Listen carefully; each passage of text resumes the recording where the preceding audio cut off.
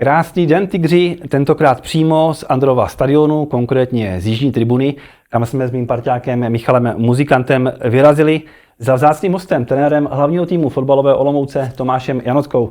Tomáši, ahoj a díky moc, že jsi přijal naše pozvání, vážíme si toho. Ahoj, já děkuji za pozvání. Než se dostaneme k hlavnímu tématu, což je Sigma Olomouc, tak v českém fotbale vybuchla bomba. A ty se v něm taky pohybuješ samozřejmě dlouho, tak mě zajímá, jak se tě korupční aféra dotýká jako člověka, který v tom fotbale pracuje, jak to třeba mezi tvýma známýma okruhu, jo? Jestli si říkají, v čem to vlastně děláš. Tak nevím, do jaké míry se můžeme bavit o překvapení, protože samozřejmě člověk se v tom profisportu nebo obecně v tom sportu a ve fotbale pohybuje už prostě desetiletí. A z tohoto pohledu není jako naivní, že by něco takového s ohledem prostě s přesahem až právě třeba do té Asie, že by se něco takového nedělo, protože ty peníze, ať je to, jak je to, prostě hýbou světem. Mě jakoby nejvíc na tom mrzí to, že vlastně ten vliv z pohledu prostě nějakého ovlivnění jakoby toho zápasu, ať už z pohledu třeba rozhodčím, anebo hráčema, kteří se nechají pro něco takového zlákat, má vliv na vaši práci třeba a na to, že vy se snažíte nějakým způsobem se chystat potom k tomu zápasu a chcete, aby to bylo do jisté míry prostě spravedlivý a ať zvítězí ten lepší, když to řeknu takhle, a potom vlastně některé věci neovlivníte. Takže tohle mě osobně nejvíc mrzí v rámci tady tohoto, že tu dřinu, kterou tomu podstupujete, vám může někdo takhle jakoby zhatit. A nějaký ten společenský status je prostě, seš ve fotbale, že bavíme se o tom, jak to je v Bundeslize, jak tam jsou ti hráči, trenéři vnímaní, velmi respektovaní. A pak se to zase hodí do toho českého prostředí, že si řekne, jo, jestli to vnímání té práce toho fotbale. No. Tak samozřejmě ten kredit tomu fotbalu to nepřidá, ubírá. A pak je důležité, aby právě ti jednotlivci byli potrestaní, aby se to vymítilo. Samozřejmě nebude asi všechno jakoby hned ze dne na den, ale věřme prostě v tu čistotu a je to dobrý krok. Já to kvituju, takže samozřejmě my chceme, aby to byla fair hra a z toho pohledu, pokud to vymizí, tak jenom dobře. Takže budeš to spíš pozitivně, že se to vlastně teďka tak stalo? Jo, 100% a hlavně nebo pozitivně beru i to, když to vezmu, že třeba do toho profi fotbalu to tolik nezasáhlo. Samozřejmě je tam, já nevím, kauza třeba Karviná nebo tak, ale furt je vidět, že ovlivní jdou spíš ty nižší soutěže, které nejsou pod takým drobnohledem, jak se třeba do teďka zdálo, ale jsem rád, že prostě ten fotbal v rámci třeba té první ligy není na tom tak špatně, jak by se mohlo zdát. No, nižší soutěže, ale i třeba dorostenecké ligy. Ty jsi taky dřív hodně pracoval s mladýma hráčema, s dorostencema. Tak mě zajímal se ty vyloženě o jejich finanční situaci, o tom, jak to mají doma, jestli prostě nemají dluhý problémy, protože tihle hráči k tomu byli nejvíc náchylní. Vyptáváš se na tyhle věci jako trenér? Spíš jsme jako měli takovou jakoby představu o tom, kdo jak na tom je, že jo, to prostě poznáte, kdo se jak oblíká, jaký materiální prostě zajištění má, co si může dovolit. Myslím si, že tohle poznáte v momentě, kdy se změní jakoby právě ten status nebo ty poměry třeba toho konkrétního hráče, že třeba řeknu, bude si žít normálním životem a najednou si bude moct třeba kupovat dražší věci, tak ten moment třeba můžete zbystřit, že kde k těm penězům třeba přišel. Moje zkušenost je taková, že nic takového se u nás nedělo, nebo minimálně o tom nevím. A myslím si, že až s posledníma rokama, nebo tehdy snad ani nešlo sázet na ten celostát. A já si myslím, že tohle je špatně, že se vůbec jako dá sázet na děcka, jako, že jo, prostě to je šílený a blbý je, že třeba potom nějakého jedince jste schopni prostě takhle vyhmátnout v momentě, kdy není silnej v rámci toho, že je nezávislý nebo potřebuje finanční prostředky. Takže tohle je potom strašná škoda, ale v rámci toho dorostu my jsme tak nějak jako věděli, kdo jak jako na tom je, ale jsem rád, že nic takového jsme nemuseli řešit, zaplať pámu za to. Dá se tomu možná teda nějak zamezit jakoby tou komunikací, protože byli tam i kluci, kteří vlastně měli nakročeno do toho profi fotbalu, že prošli nějakýma těma klubama, byli třeba ve druhé lize a podobně, tak jestli ta komunikace právě s trenérem, s vedením, s kýmkoliv v okolí toho klubu, jestli to může tomu zabránit. Tak já si myslím, že v rámci smluv je tohle jednoznačně ošetřený, že vlastně hráči nesmí sázet na svou soutěž. Obecně si myslím, nějaká taková ta etiketa v rámci tady tohoto je jasně daná. A co se týče těch mladších ročníků, tak je to prostě o charakteru každého člověka. A možná právě u některých dojde k tomu zlomu, že se nedokázali prosadit do toho profi fotbalu, že vlastně není to pro ně ten hlavní zdroj příjmu a potom třeba se snaží si takhle v uvozovkách přivydělat, ale správná cesta to samozřejmě není. Ten vztah trenér-hráč, jak ty to máš nastavený? Jak chceš mít vlastně blízko k těm hráčům, nebo naopak, jaký tam chceš mít odstup? Co o nich všechno chceš vědět? Já jsem spíš takový ten, co si spíš drží ten odstup. Jakoby já to vnímám, že chci mít ten pracovní vztah víc. Jo? Já jako nejsem trenér jako kamarád nebo takhle. Jo? Myslím si, že právě jakoby to řeším spíš s takovým větším jakoby nadhledem právě, že ať už já nebo ani je si nenechám tolik jako připustit jakoby k tomu tělu. Chci samozřejmě o nich jakoby vědět informace, že jo, jestli má někdo přítelkyně, manželku, rodinu a tak dále, aby člověk dokázal některé věci chápat, zohlednit a tak dále, nebo jestli někdo studuje, prostě jaký má zázemí. Takže to je samozřejmě důležité vědět, ale myslím si, že spíš jakoby já jsem ten, který není s nima nějakým extra poutem jakoby svázaný a spíš si držím, nebo spíš se tolik nepřipouštím jakoby k tělu ty kluky a stejně tak ani jako já je nepřipustím jakoby k sobě. Byli tam možná, nebo změnilo se to teďka možná trošku, protože že jo, byli tady kluci, třeba Radim Brajte, Honza Navrátil, kteří podle mě vám tykali, tak jestli se to teďka mění, že jo, protože přicházejí kluci, se kterými jste nebyl ve styku ani v té své kariéře, ani takhle, tak jestli je to teďka jiný vlastně, tady v tomhle smyslu a možná i lepší tím pádem pro vás.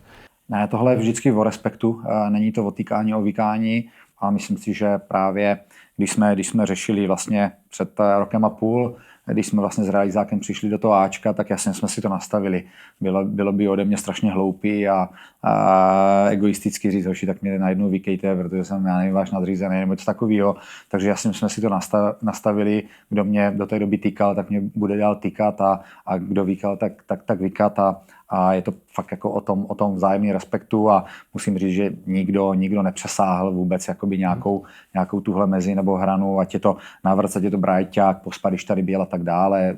Těch hráčů nakonec bylo celkem jakoby dost a teď se to mění vlastně, myslím, že v kabině asi teďka už nebude nikdo, kdo mě týká, si myslím, že už všichni jakoby vykají, ale o tomhle to vyloženě není. Vy musíte mít respekt a zároveň vy musíte respektovat je. Je to vlastně i náš případ, aby jsme mu vysvětlili, proč si s Tomášem týkáme, že se známe dlouho, že jsem o něm psal ještě jako o hráči, jo, to už je 20 let, takže proto si třeba teďka my týkáme. No, ty máš taky vystudovanou pedagogickou fakultu, tak pomáhá ti tohleto vzdělání právě v nějaké komunikaci s těma hráčema, s těma mladíkama, s tím předáváním toho učení fotbalu? Tak měli jsme tam různý jakoby předměty, že jo, ať je to psychologie, ať je to pedagogika, takže samozřejmě nějaký vhled tady do téhle problematiky má. Pak samozřejmě spíš je to o tom, že člověk se tak nějak jako vzdělává pořád v rámci jakoby toho svého života, takže poslouchá, já nevím, nějaký podcasty nebo čte nějaké knížky v rámci právě těch mentorů, psychologů a koučů a tak dále. Snaží se tam ty prvky vlastně dostat, hlavně spíš takový ty motivační. Ale pak já jako vnímám to, že vždycky je to o tom, jaký člověk je, temperament hodně a můžete mít cokoliv naučený nebo prostě si myslíte, že nějak budete reagovat, ale pak v ten konkrétní moment, já nevím, v rámci tréninkového procesu zápasového, stejně jakoby jednáte bezprostředně, tak jak to máte, jak to cítíte, nebo aspoň já to takhle mám, jako, takže z toho pohledu se snažím, nebo nějaký základ v rámci tady tohoto jakoby mám, ale pak já to řeším hodně třeba emotivně, nebo řekl bych konkrétně v rámci té situace. Štve tě, jsme zase u toho respektu, ale i u těch vztahů, když se pak někde dočteš, nebo se o tom mluví, že trenér Tomáš Janotka má třeba špatný vztah s nějakým hráčem. Často to jsou spekulace, nejsou úplně ověřený, ale zaznívá to v tom éteru. Tak štve tě tohle, nebo tohle pouštíš?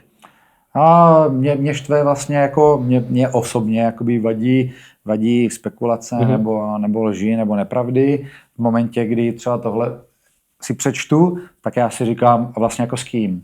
Jo, s kým, jako nějaký vztah jakoby špatnej, nebo já to je vlastně se vracím k tomu, že jo. To znamená, já s těma klukama se snažím mít nějaký jakoby pracovní vztah, profesionální a kdyby byl hráč, který by mě osobně tam jako měl nějak vadit, tak to není o nějakým egu, ale je to o tom, aby ten hráč byl prospěšný tomu manšaftu a já vlastně s nikým můžu říct, že jsem neměl žádný osobní problém, jako do teďka, takže je jasný, že prostě fotbalová kabina plná těch ek jako je naprosto přirozená a je jasný, že se nemůžete si padnout jako, nebo nebudete super kámoši nebo prostě mít jako fantastický vyřelej vztah s každým, to tak je, ale já se snažím o nějakou spravedlnost, když to řeknu, co se týče jakoby toho fotbalového života nebo zapracování do sestavy a tak dále. A pak je to o tom, jestli to někdo dokáže přijmout nebo ne, a není to jednoduché jakoby přijímat. Že jo? Takže já jako, když to řeknu, osobní jakoby problém jsem nikdy s nikým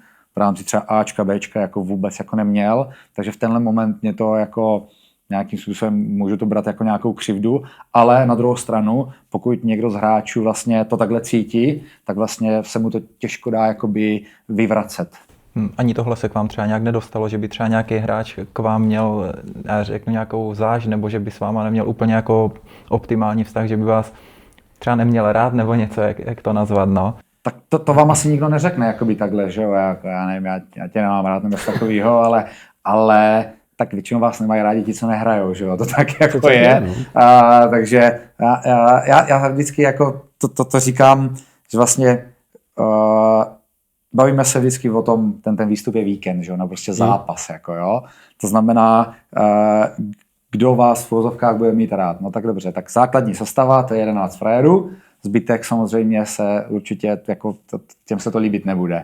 No a pak 5krát střídáte, takže první, druhý, třetí, čtvrtý, pátý, který vystřídáte, vlastně tak ti taky nebudou spokojení, protože jdou dolů. Takže vlastně teoreticky 6 hráčů můžou být spokojení, že hrajou celý zápas, a to ještě na ně nesmíte zařvat třeba, takže tak já to jako zlehčuju, ale prakticky to tak klidně jako může být. Na druhou stranu, když to řeknu, já nejsem od toho, aby mě ti kluci měli mít rádi. Jako já to takhle jako mám.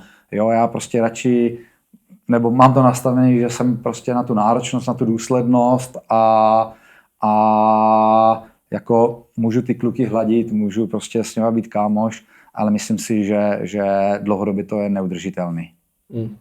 Tak učitelé ve třídě mají svý oblíbence, na který jako vědí, že tomu dávají všechno a jsou dobří charakterově. Máš taky v týmu někoho takového, kdo je ti jako blíž třeba i naturalem?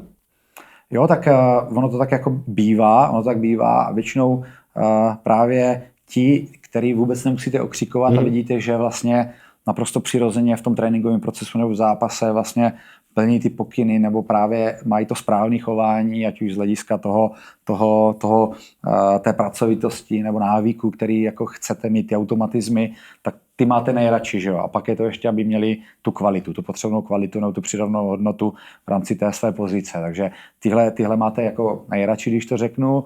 Pak jsou lidi, kteří jsou víc uzavření, nebo hráči, kteří jsou víc uzavření, nebo kterých je třeba plná kabina, hodně mluví a stejně navázaný. No a pak vlastně zjistíte, že nesmíte, nebo není dobrý inklinovat pořád jako k někomu, k jednomu, k druhému, že pak upozadňujete třeba ten zbytek. Takže pak si vlastně vždycky si s nějakým časovým odstupem řeknete, teď furt tam s tím se bavím, tam jsem s těma, ale vlastně potřebuji jakoby věnovat pozornost i těm ostatním. Takže tohle je věnování té pozornosti jako důležitý v rámci toho, abyste udržoval ty vztahy a právě měl nějakým svém ponětí o tom, jak se kdo má třeba, že jo, v rámci toho týdne, ale je jasný, že k někomu máte blíž a k někomu ne zas tak blízko. Jo. Takže je to o tom, jak si prostě v tom životě s kým sednete, ale nic to nemění na tom, že pořád jako trenéři musíme zohledňovat vlastně tu fotbalovou stránku. Jo.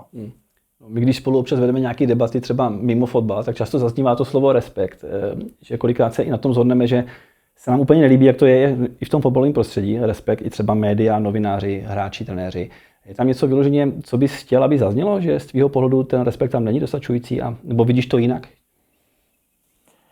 Já nevím, no, tak myslím si, že určitě větší respekt může být mezi střídačkama, větší respekt může být mezi trenérama a rozhodčíma, vzájemnej a určitě i třeba že mezi médiema a trenérama, hráčema, takže tohle si myslím, že 100% dnešní době jde nebo má prostor na zlepšení. Ten nedostatek respektu, když ho stáhnu k nám třeba novinářům, tak je v tom, když tam vidíš, že tam je moc spekulací a není to jako třeba úplně tak vyvážený položený, jak ty si myslíš, že by mělo být, tak na tohle ti vadí? Tohle to? Asi jo, jako mě osobně, já mám rád, když jsou věci založené na faktech. Prostě. Takže tady tyhle spekulace, samozřejmě patří to k fotbalu a ono to jako prodává, že jo, prostě ani titulky a tak dále, ale já osobně nejsem ten typ člověka, který jako inklinuje k nějakým bulvárním jako informacím a tady tohle. Takže já na to nejsem, ale na druhou stranu vím, že to je dnešní doba, takže tohle člověk musí akorát filtrovat a těžko se proti tomu třeba brání. Jako, takže, ale beru to, že je to součástí třeba vaší práce a potřebujete zaujmout, ale spíš to, co mě osobně vadí, je, že někdo něco jakože vydá a pak jako jak to proletí jakoby všema vlastně těma kanálama a jenom CTRL a vlastně jsou to i jako třeba blbosti kolikrát, tak to se právě člověk jako si říká, proč vlastně někdo má zapotřebí dávat ven věci, které vůbec prostě nejsou založeny třeba na pravdě. A to, že dobře, já nevím, vyjdeš s tím ty, ale pak to skopíruje dalších 10 jako médií, tak to je takový jako vtipný někdy, no. Máte nějakou takovou věc za poslední dobu, co vás takhle jako nějak rozčilila, jako že to byla fakt jako blbost, že tohle se nestalo, tohle nebylo téma, něco? Klidně pojď do nás, Tome. To asi ne, já nechci do vás šít, já mám to zapotřebí. Ne, ale třeba jenom vám řeknu příklad, tak asi vždycky něco vyleze, ale třeba příklad je, já nevím, 2 týdny zpátky, že vlastně jste psali, že Daniel Sturm je zraněný nebo něco takového a prostě vůbec to nebyla pravda třeba. Mluvilo o tom přitahovači. Jo, tak prostě já nevím, kde prostě třeba na to jako někdo přijde a dobře někdo s tím vyjde a pak to přečete si v dalších třech prostě, já nevím, na 3 dalších internetových stránkách nebo médiích a já si říkám, tak ty vole. Jo, a to jako není žádná perlička, jenom říkám, jo, jenom takovou jako zajímavost v rámci toho, že vlastně proč to jde ven. Na druhou stranu mě to nevadilo, protože soupeř si přečte, že třeba Štorm nebude v sestavě, tak si říkám, tak dobrý, tak možná spíš je to pro nás recept, jak pouštět ven informace, které nejsou pravdivé. Když na to možná teda navážu, tak jak řešíte právě tady tyhle informace, které se prostě občas dostanou ven z toho týmu, že jo? Dostalo se třeba ven i, že Jirka Spáčil bude hrát vlastně proti Lausanne, tak proti Mohuči, tak jak tohle řešíte, nebo jaký na to máte pohled, jestli... Už trošičku klidnější. První věc, když jsem tady vlastně přišel do Ačka, tak myslím... Já jsem dostal informaci, že od kolegů, že sestavu Sigmy Olomouc ví každý ligový klub dřív, než tam přijede. Tak to jsem dostal informaci, ať si na to dám pozor. Takže první věc, co jsem udělal vlastně, tak jsem jako řekl nějakou informaci z pohledu jako loyalty, a že neexistuje, aby prostě věci šly ven. Já nevím, ať už prostě pro média, nebo prostě pro kamarády, spoluhráče a ven.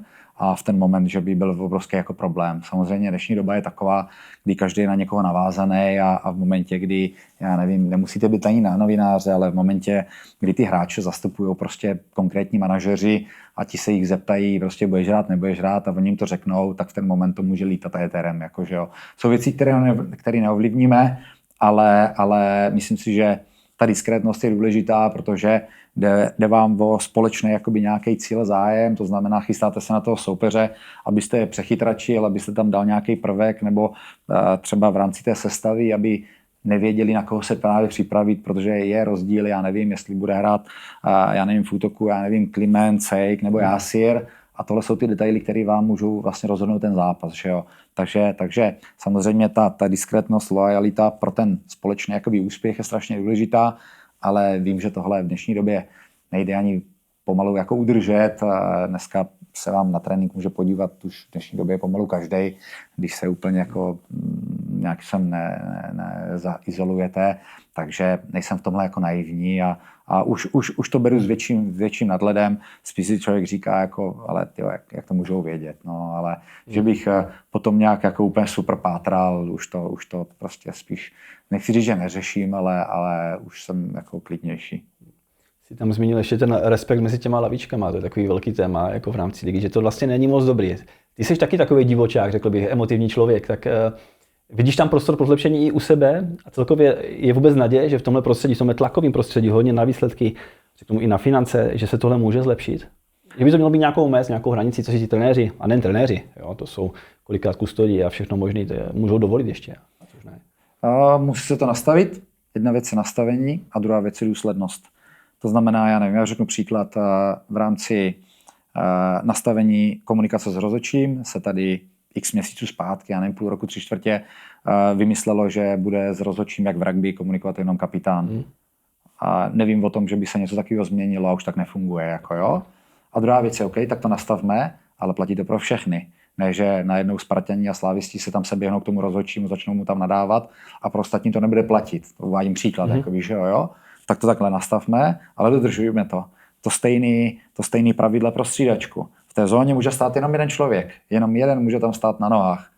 Jak je možné, že prostě v konkrétních zápasech vystřelí tam a stojí tam v jeden moment 4 frajeři u čtvrtého rozhodčího.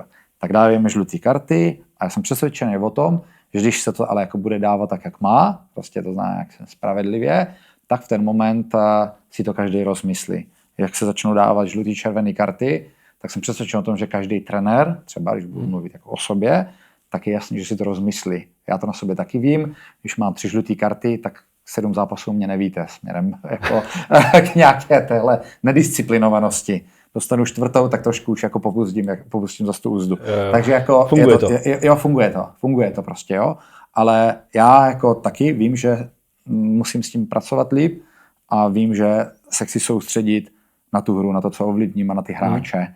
Pak samozřejmě v momentě, kdy je tam nějaký prvek, kdy cítím nějaký jako poškození, když to řeknu, nebo nějakou křivdu, tak v ten moment prostě to ve mně jako bývá, protože to nemám jako rád. Je. Ale jasně, nastavme pravidla, dodržujme je, trestejme, buďme důslední, buďme ke všem stejným metrem a myslím si, že jde s tím pracovat. Jednoznačně jde. Jedna žlutá karta, červená, tohle všechno jakoby napraví. Ale prostě to poznáte, jako tady nechci říkat, jak jako jedna lavka si může dovolit tohle a druhá si nemůže dovolit nic, tak je to jako vtipný prostě, to vás jakoby štve.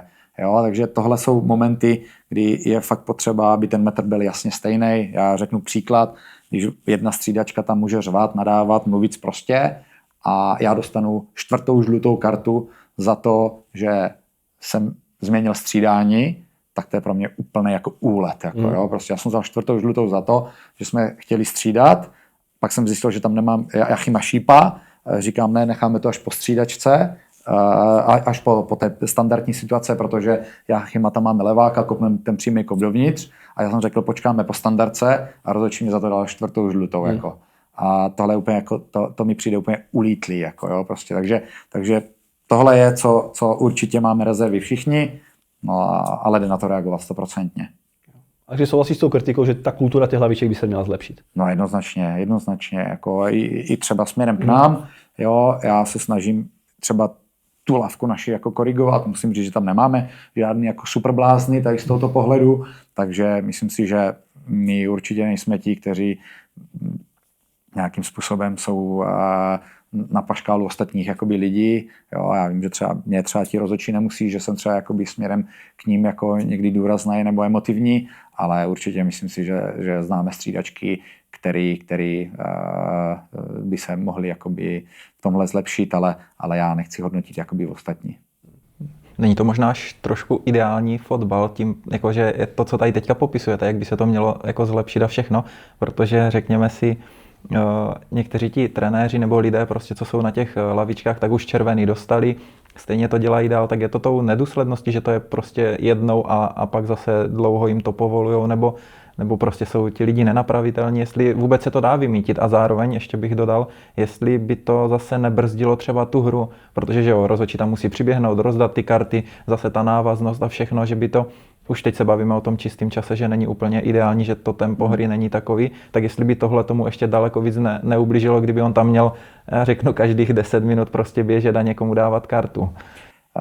Já jako vnímám fotbal jako kulturu prostě, jo, kulturu, prostě je to nějaký zážitek, jdete tak, jak prostě ten jakýkoliv sport, nebo jdete do divadla, do kina, prostě mi se to líbí jako kultura. Prostě já to mám rád, vlastně všechno to, co je kolem toho a myslím si, že stejně tak by nějakou štábní kulturu mělo mít to naše chování. Říkám naše, prostě, protože jsem součástí toho a taky ten prostor pro zlepšení v rámci tady tohoto určitě jako máme. Ale já neříkám, že my jsme nějací nebo já nějaký Mirek Dušin. Já zase jako chci ty emoce, aby tam byly. Já chci, ať jsou tam ty emoce. Ale v momentě, kdy tam jako prší jako sprostý slova, anebo vyletí někdo na toho čtvrtého rozhodčího, tak to prostě musí sklidnit a vám to ze dne na den nepůjde, nastavme to, ať se to trošičku jakoby skoriguje, ale zase nechceme, aby tam všichni seděli prostě v těch lavičkách nebo na těch střídačkách zařezaní prostě a báli se ceknout. Prostě já chci, ať ty emoce tam jsou, ale musí to mít meze. Nebojím se toho, že by se ztratila plynulost. Já si myslím, že jako postupně by se to dostalo do nějakých mantinelů, které by prostě nebyly nějaký vulgární. To si myslím, že je to, co by jako nemělo být.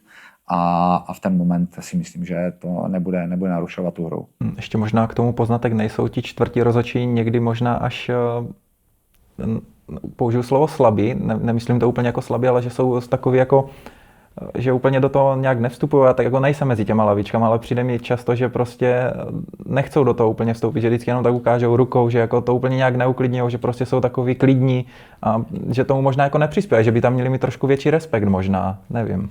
Já si myslím, že to je tak nevděčná role, jako být čtvrtý rozhodčí, to oni by měli dostávat příplatky, jako jo. A nechceš být. No, to je to. A já zase na druhou stranu musím říct, že čím víc jsou ti čtvrtí rozhodčí takový jako klidní a nemluví s vama, tak i vy se na to vykašlete taky. Že když se s váma někdo začne jako diskutovat a tohle, jo, a ospravedlňovat nějaký výrok a tady tohle a uklidněte se na to, tak vlastně je to ještě voda na mlýn a víc jako přilívá ten oheň.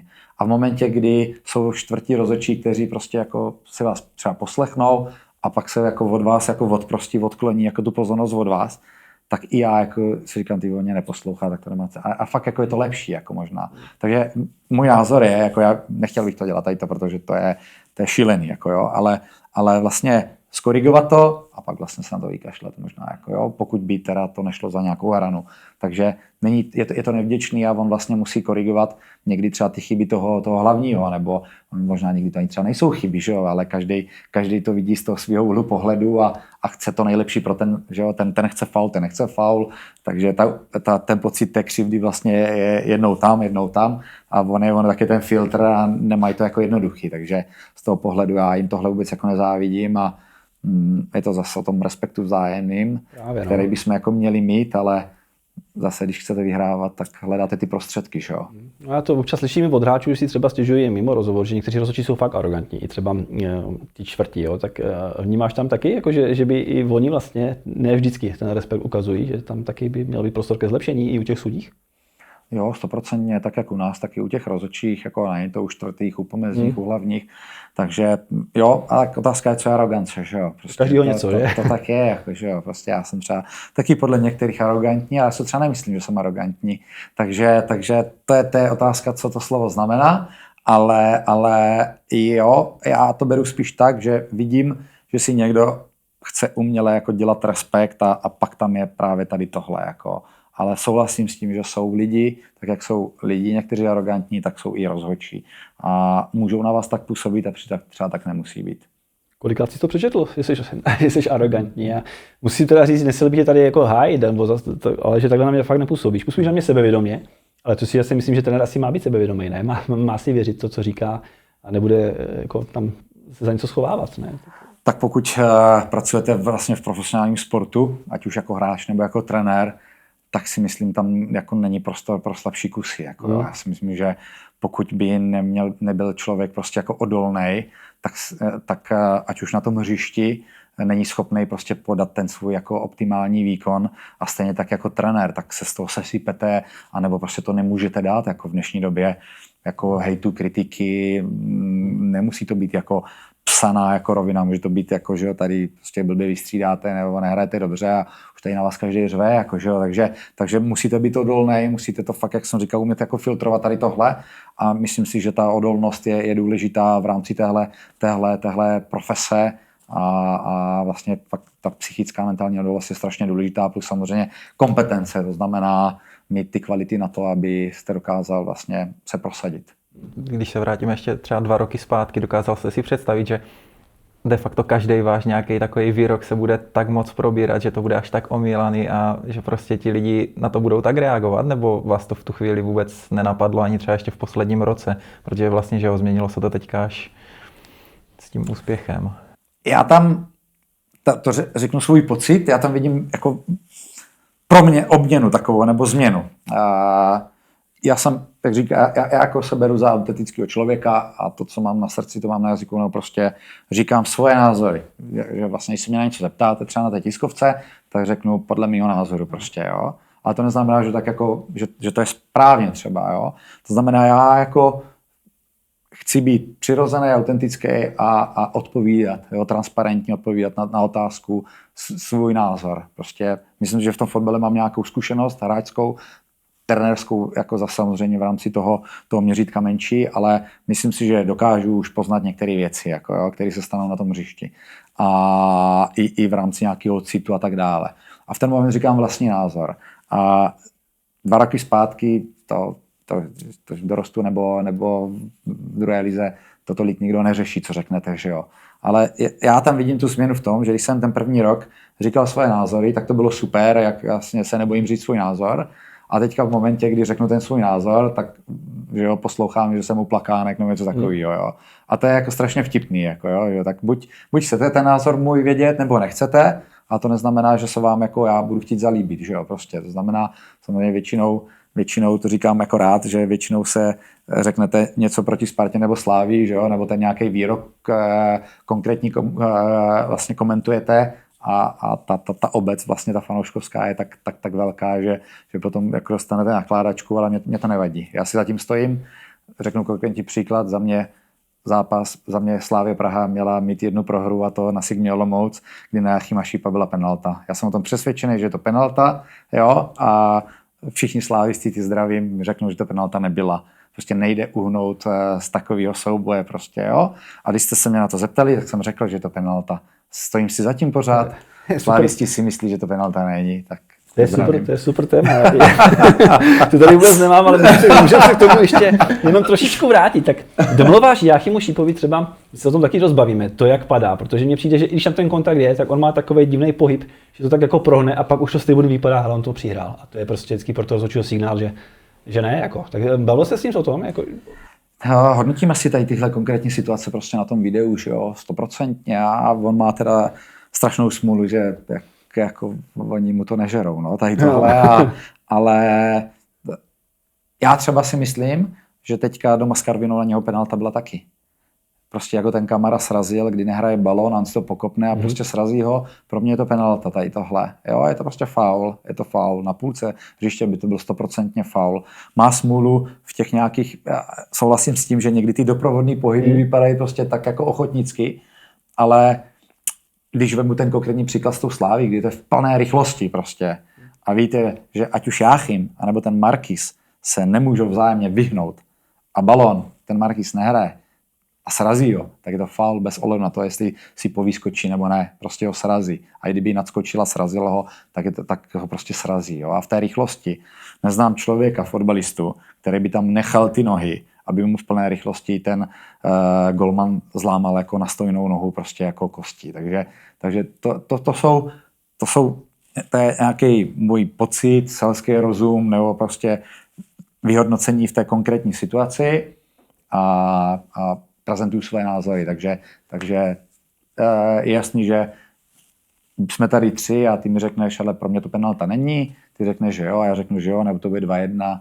To je v pořádku. Kdyby trénoval Karvinou nebo Slávy, tak budeš mluvit zase trošku jinak, ale mně se to vlastně na tobě líbí, že ten svůj tým vlastně asi hájíš ve většině situací, že budeš asi na téhle straně, že jo, to je logický. Jo, jako budu hájit, ale musím se stotožnit s tím, že to, co říkám, že si to jako fakt jako myslím. Jako zase bych, když tam nebyl žádný kontakt, nebo prostě, já nevím, červená karta, žlutá, nechci být za hlupáka, že řeknu, ne, tak to byla jasná penalta, nebo nebyla, když prostě to vidí 100 lidí ze 100, takže říkám vlastně to, co si myslím, ale musím jako o tom být přesvědčený, zase jako do mrtva někoho bránit, jako zase jako nechci. vy jste mluvil o tom, že říkáte svůj názor, že jste teďka o tom přesvědčený a takhle. Já teďka nemyslím tady ty penalty a tohle, ale máte názor na nějakou herní situaci, na cokoliv a jak moc je těžký vás přesvědčit, že byste to třeba měli sehrávat jinak, nebo jo, myslím teďka i třeba s ohledem na realizační tým nebo nějakou konzultaci s hráčema, tak jak moc jste otevřený tady tomuhle nějak to změnit a jak moc si stojíte pořád za tím svým názorem, řeknu možná takové trošku tvrdohlavě, nebo jo, takhle. Tak je to o té spolupráci vlastně. Já mám rád hráče, kteří vlastně jsou vnímaví a kteří tam přinesou nějaký svůj prvek. Takových tolik jako není, kteří vám řeknou, hele, je to tak a tak, pojďme něco takového. Takže vlastně ti hráči vlastně věří vám, že dáte nějaký jako mustr, že jo, do ofenzivy a plus ale samozřejmě nějakou invenci tam vlastně musí přinést ještě jako oni. A v momentě, kdy něco nefunguje, tak je dobrý na to reagovat, že jo? Jak na to můžete reagovat? Nějakýma podnětama, hele, musíme hrát takhle, anebo že to tam přinese právě nějaký hráč. To znamená v průběhu toho tréninkového procesu, když vlastně se týden chystáte na toho soupeře a vidí to. Ale tolik hráčů, kteří by jako přišlo a řekli, hele, tady tohle jsem tam viděl, proto tak tolik není. Takže vlastně, když třeba máme video a něco jako ukazujeme, tak pak jako slyšíte, že třeba někdo se někým baví, tak řekne, no, tak co tam vidíš, nebo to? A oni to potom řeknou, jo? Takže víc takových těch, já určitě bych přivítal víc těch hráčů, kteří jako do toho víc jako budou mluvit, protože jedna věc je, že vy máte nějaký jakoby úhel pohledu svůj, třeba v rámci přípravy na soupeře, a pak z toho hřiště, v rámci toho konkrétního zápasu, ti kluci to ještě vidí taky jinak, jako, že jo? Nějak to jinak cítí. No a v momentě, kdy tam tenhle prvek dají, tak je to skvělý. No a hlavně nejlepší je, když to potom funguje, že jo? A nejlepší je, když vlastně něco nachystáte a pak ti hráči vidí, že to funguje, no a nebo když prostě něco třeba nefunguje a ten podnět vy tam dáte, anebo ho přinese někdo jiný. A tohle je skvělý. Možná pojďme, jestli to půjde, tak pojďme být trošku konkrétně. Někdo v Olomouci, tady v Sigmě, kdo nejčastěji za váma takhle chodí, nebo kdo má nejvíc tady tyhle připomínky, nebo byl třeba, už tady není v tom kádru, tak jestli to můžete trošku poodkryt, tady tyhle věci. Tak myslím si, že takovejhle je dobrý Honza Král, který vidí jakoby věci a myslím si, že dokáže nějaký trefný informace prostě jako říct, ať už třeba v rámci, ne, že by si vydal slovo na videu, ale spíš to pak řekne třeba po tom videu, hele, takže ten si myslím, že do toho dokáže přinést vlastně nějaký jako prvek toho svého podnětu, který dává smysl. A jak jsem říkal, těch hráčů tolik jakoby není, ale samozřejmě vždycky někdo něco třeba jakoby řekne, ale není to vyloženě o tom, že je to věc, která vám rozhodne zápas nebo takhle. Takže já určitě bych byl rád, aby těch hráčů bylo víc takových iniciativních a vlastně pomohli s tím třeba. A možná opačně, s kým je to nejtěžší, s těma taktickýma prvkama. Já si vybavuji, Karel Bickner si říkal historku, že když dělal nějaký videorozbory a takhle, tak Pavel Nedvěd toho tál, Karel Poborský toho tál a furt ten doptávali se dlouho a že viděl, co dělá Milan Baroš, že už prostě druhá minuta videorozboru z okna kouká, že to ne. Tak máš tam taky někoho takového, kde fakt vidíš, že ty taktický pokyn musí mu třeba přidat jinou formou než tomu celému týmu možná. A tím mu nechci úplně zazovat, ale že každý je jinak takticky chápavý. A já to asi vezmu třeba jinak, já to vemu, vnímám to, že každý hráč bere jinak zpětnou vazbu nebo kritiku a příklad je vlastně třeba Abdusila, který v tomhle tu cestu k němu si musíte najít. Že jako je takový víc vztahovačnej a vlastně těžko to přijímá. Vlastně oni jako jsou jinak vychovaní, vlastně tady ti jako Francouzi, že jo, když ho beru, tak oni jsou jako úplně jinak jako podporovaní a prostě všechno děláte dobře a jsou plácaní hodně po zádech. A v momentě, kdy jako jim je chcete posouvat, tak ne a jste trošku jako kritičtější, tak tohle oni jako nedávají. To znamená, s ním to třeba není jednoduchý. To znamená, každý hráč samozřejmě, ale já říkám, že kritika není prostý slovo, je to zpětná vazba. Jako jo? Prostě to je to, že my chceme ty hráče posouvat. Ano. Jo? Někdy jsme hodnější, někdy jsme důraznější, někdy se křičí třeba taky, jo? Když nepracujeme, jak bychom měli, ale je to zpětná vazba prostě. Jo? A je to o tom, jestli to přijmete nebo ne. jestli si vezmete z toho 50%, zaplať pámu za to, ale někdo to bere, někdo ne. Někomu ukážete na videu něco, stejně to nedokáže přijmout. Takže v tomhle jsou ti hráči jako specifičtí a je to jenom o tom, jestli to dokážete vlastně v rámci nějaké sebereflexe přijmout nebo ne. Ty během zápasu s tím týmem hodně žiješ, tam kolikrát opravdu lítáš nahoru dolů, jak jsou ty útoky, tak máš třeba změřený, kolik toho tak jako dáš ten zápas? Metru, kilometru? Ne, nemám, nepotřebuju to, ale je pravda, že ten chlíveček, co tam mám, tak ten opouštím často a vždycky si pro mě tam přijde ten čtvrtý rozhodčí, ať se vrátím, tak se mu omluvím. Jo, prostě já žiju s tím týmem, jestli jsem náročný, hodně jako kritický třeba v rámci tréninkového procesu, tak už v tom zápase zase jako se snažím je motivovat, podporovat a jdem za tím společným cílem, což je jako to vítězství, že jo, ten úspěch. A já mám rád, když mě ten tým vtáhne do toho zápasu a to byl ten příklad, o kterém jsem třeba mluvil teďka doma s Karvinou. První poločas, který prostě i přesto, když se na tom videu potom na to díváte, tak on nebyl tak jako průserovej, ale ten výsledek byl průserovej, že jo. Ale jestli si vemu to, jak mě bavil a vtáhl první a druhý poločas, tak je to nebe a dudy. To znamená, já jsem neměl prostor ani ten první poločas jako se dostat do takového varu s tím týmem a druhý poločas naopak, jo. A jo, takový to souznění, nebo prostě to, aby já tam byl cítit, protože ti hráči můžou si myslet, že vás nepotřebují, ale vás potřebujou. Prostě v momentě, kdyby si trenér sedl prostě na tu lavku a jenom tam seděl, myslím si, že naše české prostředí není na to připravení, nebo naši hráči nejsou ještě na takové úrovni, aby se dokázali samokoučovat a zvládli to bez nějaké rady nebo podpory toho trenéra. Takže já si myslím, že je to správná cesta, jak být součástí vlastně toho režimu zápasového. Tak možná si někdy zkuste vzít tu vestu, z toho může jako vzejít nějaký zajímavý data, si myslím, nebo něco. Ale... No do rychlosti už asi nejdu, ale... No kolikrát ten sprint s tím týmem dolů tam máte, jsem si všiml. Jo, ale spíš asi, jako mě by asi spíš ta tepová frekvence někam vyskočila a já si myslím, že by mě stahovali, že jsem na hraně infarktu, takže to spíš asi tohle bychom řešili. Celkově jsou tam nějací kluci, že jak jste aktivní u té liney, tak jsou tam někteří, u kterých si taky musíte dávat trošku bacha, že můžete tím rozhodit, protože ne každý to má úplně rád, když ho tam furt někdo kéruje, musíš tohle, někdo má rád ten svůj klid a naopak je tam někdo, kdo to potřebuje, že víte, že prostě když na něho nezařvete, tak má třeba to přepínání takový pomalejší, tak jestli tohle můžete i třeba zkonkrétnit jako na ty jména. Jo, tak jsou hráči, na který moc jako je zdrbat, na který to moc jako nefunguje. Jo, takže tam spíš ten motivační prvek, ale to říkám za sebe, já spíš jako za nějakou tu nedůslednost nebo pracovitost, laxnost, spíš jako tam jsem, řekl bych, důraznej. Pak když vím, že má hráč navíc, tak v ten moment ho se taky snažím jako aktivovat, někdy i nasrat, to říkám naprosto jako otevřeně.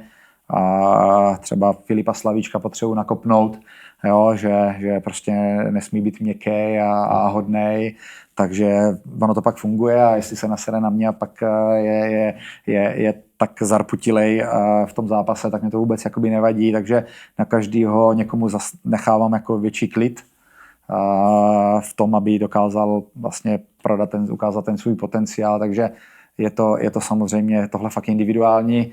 Na druhou stranu, jak jsem říkal, ten temperament prostě stejně z vás jako v průběhu toho zápasu nebo tréninku nebo normálně toho běžného fungování v rámci té kabiny stejně potom jakoby vyleze. Takže to platí o videu. Prostě vy nejdete s nějakým záměrem něco nějak jako hodnotit tak nebo tak. To si vlastně ani nepřipravujete.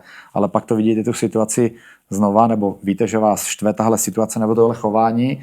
Teď to vidíte na tom videu, když si to chystáte, po druhé, po třetí, když si se to vracíte, pak už to máte stejně za sebou a pak stejně jako do toho zase jako vyjedete.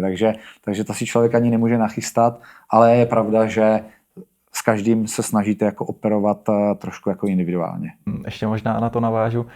Tady v Řepčině u nějakého přáteláku, nevím, jestli byl Matěj Hadaš nebo Filip Slavíček, někdo tam dal šajtli a vy jste tam měl tuším průpovídku Tomáš Rosický nebo něco v tom smyslu, tak jsou tam i tady tyhle forky i jako v tom soutěžním zápase, nebo to bylo jenom tak na odlehčenou tam v tom Řepčině na té umělce? Já to asi během zápasu tolik jako vtipů asi jako a prostoru na nějaké odlehčení moc jako nemáme, ale jo, jako, tak tady tohle spíš v rámci tréninku, že jo, když někdo použije jako šajtlu nebo něco takového, tak to Tomáše Rosického toho používáme jako často, ale jinak během zápasu už tolik ne. Když ještě na to navážu ten tréninkový proces, tak jak to máte vlastně? Víme, že jo, že Ivo Gregovský má spíš tu ofenzivní složku, Michal Vepřek defenzivní, ale kdybyste to mohl trošku víc rozvíst, jak kdo má ten tréninkový proces, co na starosti, jestli trošku necháte nahlídnout pod pokličku, jak to funguje? Tak my v rámci vlastně toho chystání se na toho soupeře se snažíme nějak jako vědomě, systematicky pracovat, řekl bych, od pondělí až jakoby do té soboty. To znamená, víme, proti jakému rozestavení, což je takový to jako primární, budeme o víkendu hrát a už se snažíme jako modelovat konkrétní cvičení a hry vlastně směrem k tomu záměru do toho zápasu. Takže ať se to týká nějakých, jako já nevím, součinností do ofenzivy, i her v rámci jako rozestavení,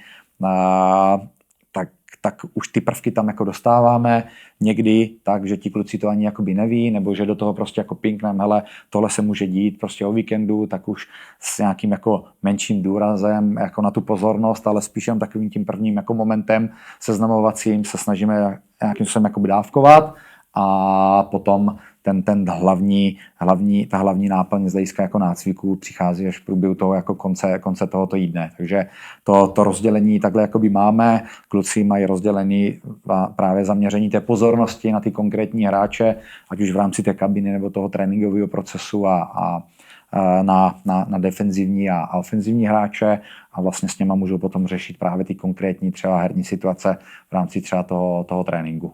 To se ke mně právě dostalo, že jste měl vždycky jako na tuty nachystaný prostě do defenzivy na toho soupeře, na co ti kluci můžou být nachystaní, takže to vlastně platí pořád, že vlastně děláte ty tréninky přímo na toho soupeře, přímo třeba na ty konkrétní situace.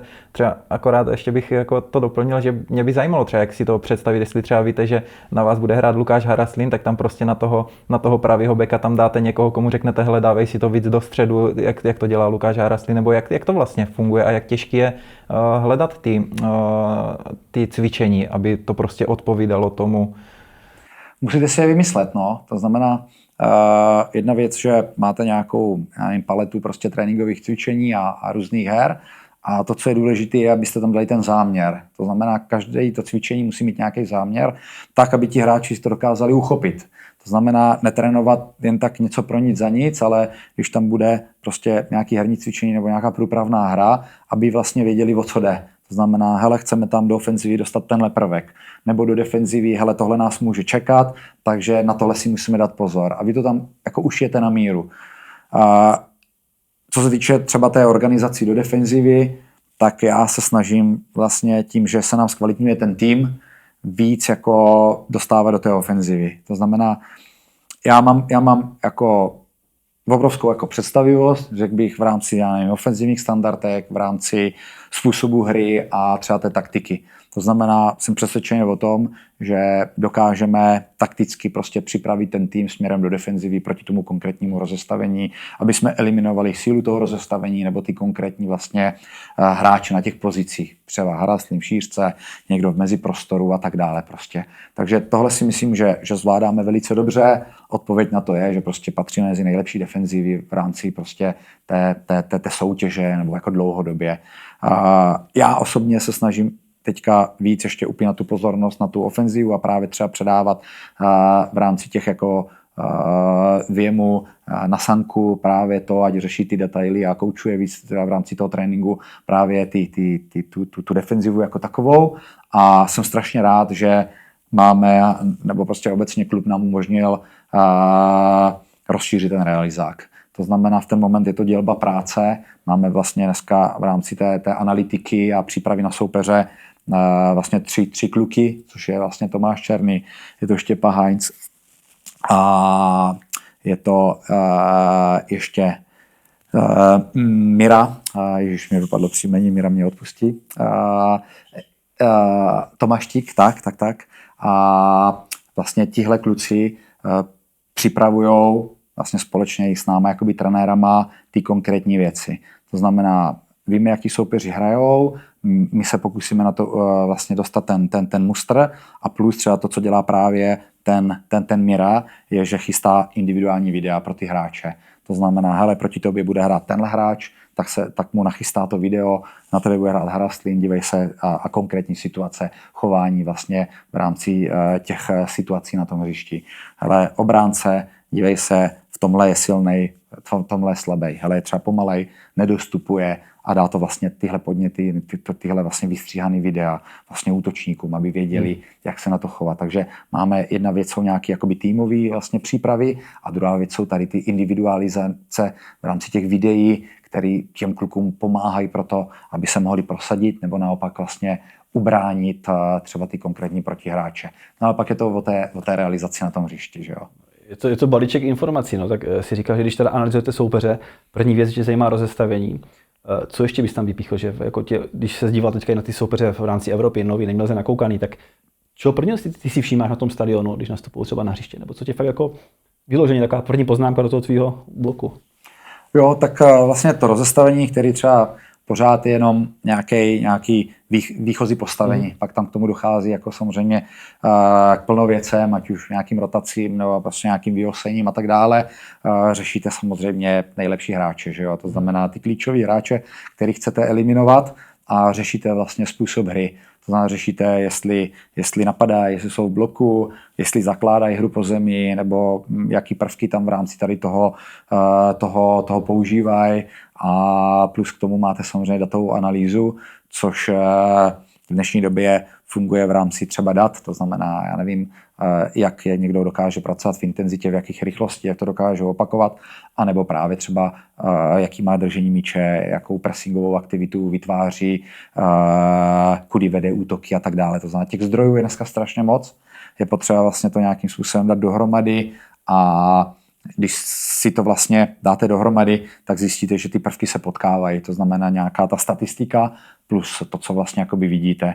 No a teď se snažíte na to ušít vlastně na míru to, aby jste se mohli soustředit na sebe hlavně. To znamená, jasně, díváme se na soupeře, a teďka vlastně, jak chceme hrát my, jak chceme hrát do defenzivy a zase kudy by mohla vést cesta vlastně do té ofenzivy. Ten náročný pressing, je to taková tvoje značka, takový trošku poznávací znamení, že na tohle si hodně zakládáš. Ty jsi jako spíš klopovec, než Guardiola, ne? Jo. A vlastně třeba Pedro si, když říkám Simi Gundogan, pro to Atletik, který vlastně poznal Kloppa v Dortmundu a pak i v City Guardiolu, to porovnával, tak říkal, že ten pressing s tím Kloppem, že to bylo prostě jak když se zapne požární alarm, jo? Že najednou všichni prostě zbystřili a bylo to opravdu v obrovské intenzitě, tak tohle je to, co ty máš, taky rád prostě, aby to fungovalo. Se seběhnou tak nějak určitý skupiny velmi dobré synchronizaci. Já mám rád prostě tu aktivitu prostě. Jo. Já chci, aby jsme byli aktivní, ať už v ofenzivě, tak i v té defenzivě. A právě být jako pasivní. Nechci říct, jako v tom bloku by taky člověk neměl být pasivní. Tam naopak už je to blízko té brány, tak ještě víc musí být tak jako aktivnější, aby nedostal gól. Ale já chci, ať ti hráči jsou běhaví. A ať vlastně nutíme ty chyby. Náš prvek je a cíl v defenzivě být a udržet se pokud možno co nejvíc ve vysokém postavení. Pokud proti nám bude hrát soupeř, který nám tak vštípí tu jejich jakoby hru, tu kvalitu, že nás zatlačí před to pokutový území, jakože se to stane, tak OK. Ale naším cílem je prostě nutit ty chyby, mít běhavý hráče, kteří prostě nebudou líní na krok a budou nutit ty chyby a vlastně z toho budou dávat vlastně ty góly, nebo my z toho budeme dávat ty góly, nebo vytvářet ty šance, ať ta hra minimálně v rámci té defenzivy ty lidi jako baví. To znamená fakt jako, aby jsme byli z tohoto pohledu agresivní, běhaví a plus samozřejmě to dokázali jakoby potrestat. Takže jo, chceme takhle být, ne vždycky se to daří, prostě to tak je, proto se snažíme vlastně vymyslet kdo na koho, jakým způsobem prostě jakoby napadat. No a plus samozřejmě musíte řešit i v rámci té fáze hry i prostě to nízké postavení. Takže určitě je to prvek, který tam chceme mít prostě vždycky, ale je jasný, že jsou soupeři, kteří vás dokážou prostě jakoby přehrát. Byli to možná soupeři Lozán a Mohuč. To, jako aspoň na mě třeba působilo z tribuny, že doma z Mohuči anebo v Lozán přímo jste si trošku víc cukli a nenapadli jste úplně tak vysoko, jak normálně třeba v lize a podobně. Tak byli to tihle soupeři, nebo to byla taktika, že jste viděli, že prostě je to lepší takhle níž? Bylo to tím, že jsme chtěli už působit vyzrálým dojmem, protože víme, že cíl byl postup. A když vezmu třeba konkrétní zápas Lozán, tak tam jsme věděli, že zůstat 1-1 ve vysokém postavení, respektive v obranné čtverce nebo trojce, 1-1 by se nám mohlo vymstit. To znamená, tam jsme potřebovali být plus jeden hráč, protože tak rychlostně vybavený tým a fyzicky jsem dlouho neviděl, ještě jsem se s ním nepotkal, jako bylo Lozán, kdy neměli ve své sestavě vlastně pomalýho hráče. A vlastně tam jsme věděli, že my bychom třeba zvládli většinu zápasů třeba je napadat, ale oni by nám třeba 2x, 3x za poločas byli fakt schopni díky té své rychlosti a individuální vlastně schopnosti a té jednoduchosti, kterou vlastně oni v sobě měli, že si to nahráli prostě do beka a lupali to za tu obranu, tak jsme věděli, že tam by se nám to mohlo vymstit. Takže tam jsme už nechtěli hrát, když to přeženu, nějaký jako hurá fotbal, protože jsme věděli, že se hraje jakoby na výsledek v prvním i v druhém zápase a proto jsme tam chtěli být takový jakoby vyzrálí a počíhat si na ty správné momenty. Ty jsme třeba z Lozán měli víc ten druhý poločas, kdy se nám to dařilo víc, plus jsme tam přidali ještě náš jako lepší prvek na tom balónu a byli jsme jakoby skvělí, lepší prostě ten druhý poločas.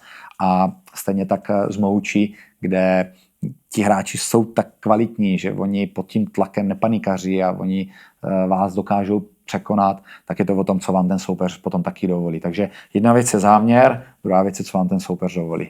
My jsme o tom hodně debatovali, o tom výkonu z Mohučí. Já jsem možná byl kritičtější než kluci, že ta odvaha by tam jako trošku chyběla, že bych čekal víc, i třeba nějaké náběhové aktivity a takhle. Tak jaký ty máš na to pohled třeba s odstupem? Protože ano, 8. finále konferenční ligy je to velký úspěch a ještě ti tomu dodatečně blahopřeji, opravdu jako super reklama pro český fotbal. Děkujem. Ale říkám si prostě, byť bundesligový soupeř, tak v součtu 2 zápasů mít třeba jednu šanci, která zavání gólem, je málo. Tak jak jsi to vyhodnotil třeba zpětně? Jo, já s tím souhlasím. Samozřejmě ten zásadní moment je, že ten tým je kvalitní. To znamená prostě fakt těch příležitostí, do kterých vás ten soupeř vám dovolí se do nich dostat, prostě je málo. Ale ta dávka té odvahy tam nebyla taková, jakou bychom si představovali. Takže souhlasím s tím a jsem přesvědčený o tom, že kluci, když to řeknu blbě, zahráli pod své možnosti. Myslím si, že naše individuální výkony, zejména v tom druhém zápase, protože myslím si, že třeba ten první zápas, první poločas byl skvělý, jenom tomu chybělo prostě taky to dotažení do toho vápna, aby jsme byli nebezpečnější, byl velice dobrý, ale celkově určitě pochvala za to, že 3 poločasy odehrajeme jako na nulu s tak silným soupeřem, ale celkově ta míra nebezpečnosti a té herní odvahy měla být větší, protože jasně jako Mohuč je jako kvalitní bundesligový manšaft. Já jsem si psal s kamarádem, který bydlí v Brémách a on mě na to napsal, hele, nemají žádnou superhvězdu, mají Emeryho zraněnýho, ale jsou to dělníci fotbalu prostě. A on to tak jako je. To znamená, ten tým je samozřejmě jakoby silnej, že jo, mě baví jako to porovnání, že jo. To znamená, když vemu toho Sana, který má hodnotu 25 milionů euro a kdybychom si chtěli koupit Sana, tak musíme prodat celý kádr, náš kádr má hodnotu 25 milionů euro, takže kdybychom chtěli koupit jejich jednoho hráče, musíme tady 34 hráčů prodat, jo? Tak jenom ať víme, s kým se jako srovnáváme. A to jsou jenom čísla tam. Jsou to čísla, já chápu, ale jsou to fakta, jako jo, prostě ten hráč má takovou hodnotu, že má takový kvality, jo, to je jak s autem, že jo, to znamená, já si koupím oktávku za nějaký peníze, něco mě zvládne ujet, a ty si koupíš Ferrari a my budeme spolu závodit prostě na tu dálnici. Jsou to čísla, ale já jako nevím, co bych musel jako dělat, abych tě předjel. Ono to tak jakoby je. Ale souhlasím s tím, že že epizodně jde porazit tenhle tým třeba a věřil jsem, že je dokážeme víc potrápit. Takhle to jakoby cítím a myslím si, že i kluci, kdyby s nimi hráli znova, tak by hráli ještě líp. Hráli by líp, na druhou stranu, co jim chceme vyčítat, protože kdo tenhle zápas kdy v životě hrál.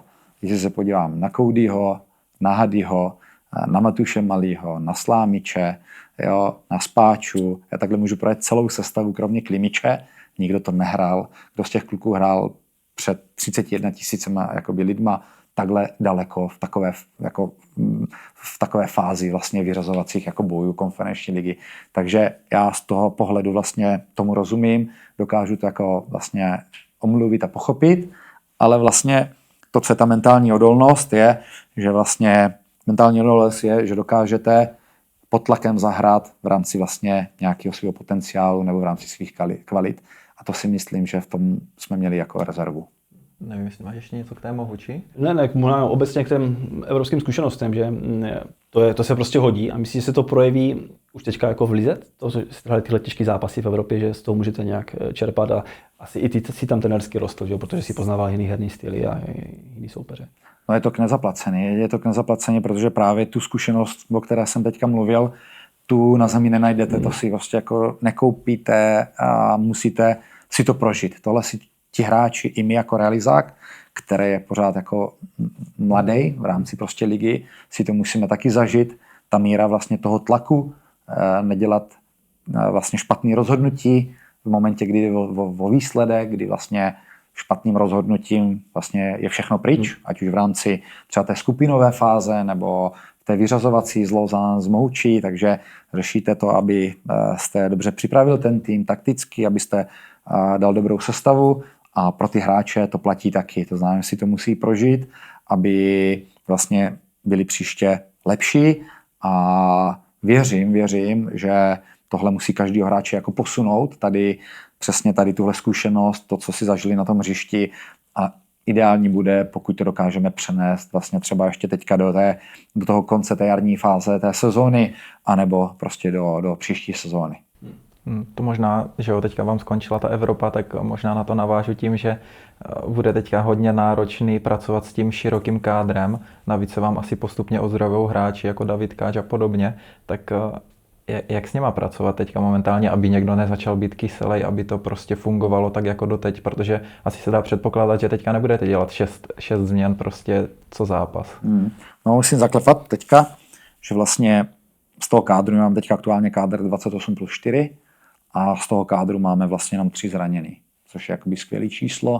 To znamená, vemu, že vlastně Filip Uriča je out, Mur je out a Dembe je out. To znamená, to jsou 3 hráči jediní, kteří aktuálně nejsou vlastně v tréninkovém procesu, kteří netrénují s týmem. Beru, že máme 6 reprezentantů mimo, ale ti jsou všichni zdraví a vlastně dneska na tréninku je nás vlastně 20 hráčů plus golmani. Takže my budeme 25 hráčů, jestli se ve zdraví potkáme vlastně příští čtvrtek, až se všichni sjedou z repre, tak nás bude 25 do pole plus vlastně 4 golmani. A bude to neúprosný, fakt to nebude pro nás jednoduchý, dát vlastně třeba 5, a kdyby to byly 3, 4, tak 5 hráčů, když budeme v ideálním stavu, dát vlastně mimo nominaci. Samozřejmě ti hráči mají do jisté míry právo být naštvaní, protože asi, aby to tomu hráči nevadilo, tak taky není správně, ale pak je to ta míra toho, jak to dáváte najevo. Někdo to nese líp, někdo zase hůř, ale to je teď vlastně udržet tu míru toho svého ega vlastně v takové míře, aby vlastně to nenarušilo chod té kabiny, protože máme společný cíl. Ten náš cíl je jasný, vlastně dohrát dobře tu sezonu, tak aby jsme se dostali na pohárový místo. A pak věřím, že každý z těchto hráčů je schopný potom za tu Evropu hrát a zbytečně by si mohl udělat špatnou reklamu a obrázek do budoucna, protože nikde není napsaný, že jeden hráč, který není v nominaci, není v základní sestavě, nemusí být příště v sestavě nebo v nominaci. A máme fakt společný cíl, nebude jednoduché ho dosáhnout, ale věřím, že v našich schopnostech to je. A to, co je důležité, je, že pro nás to je strašně těžký.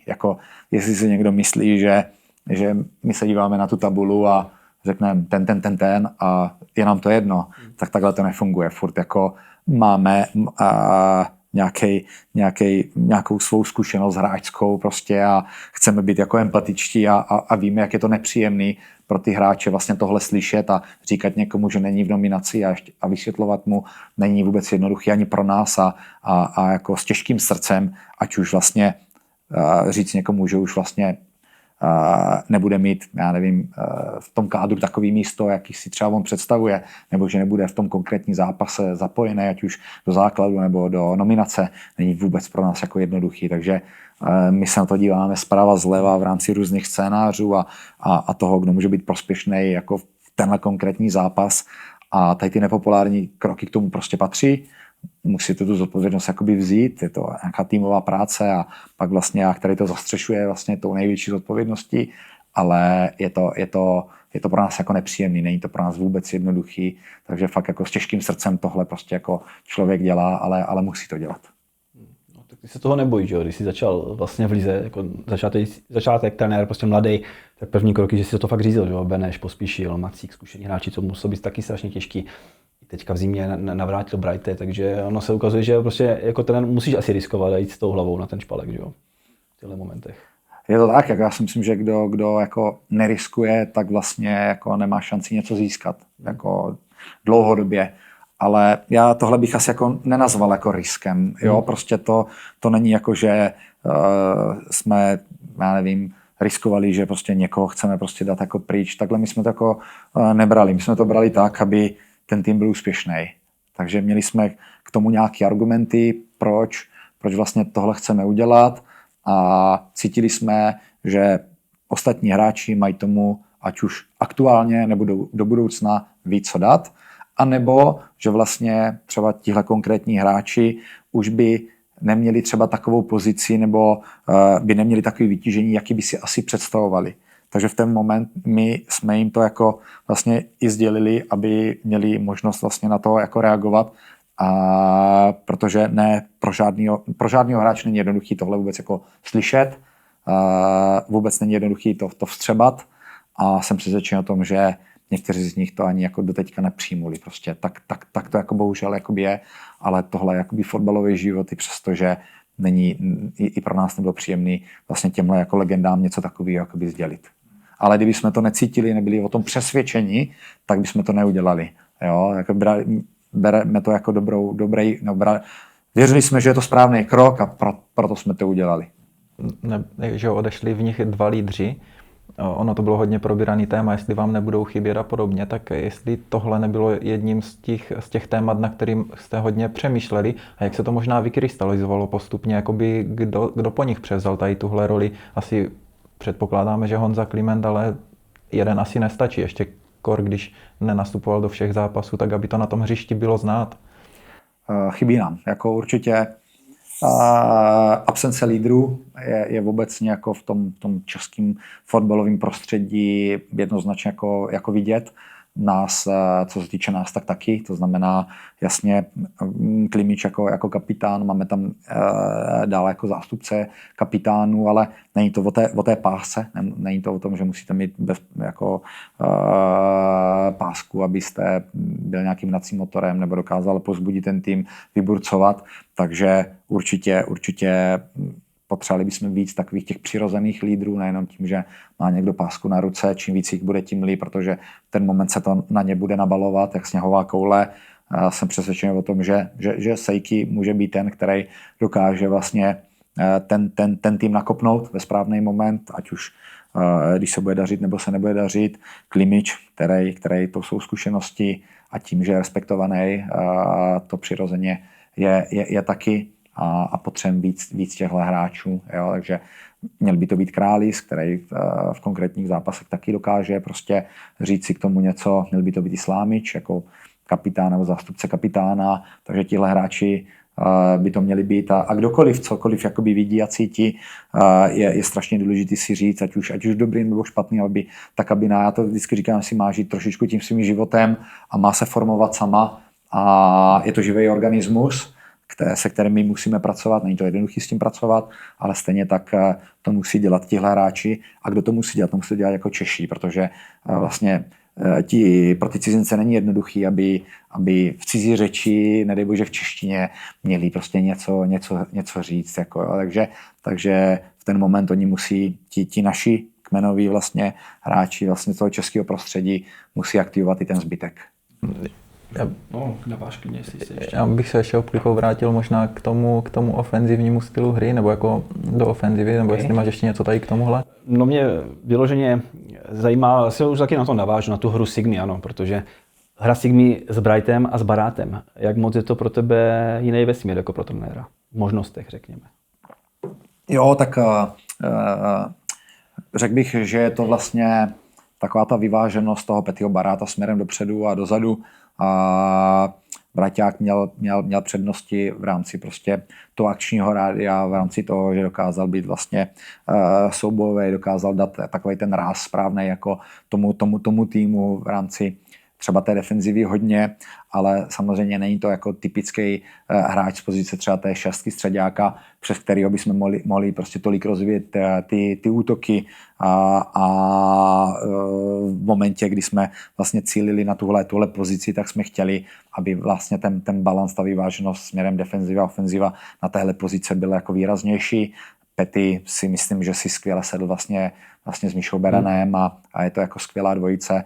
Pro ten zbytek není jednoduchý se prosadit skrsně, ať je to Dominik Janošek, ať je to vlastně Spáča, ať je to Kuba Jezerský a další hráči, kteří tam vlastně můžou nastupovat a myslím si, že ten jeho přínos pro ten manšaft je vidět už v rámci tak malého vzorku, jako zatím je.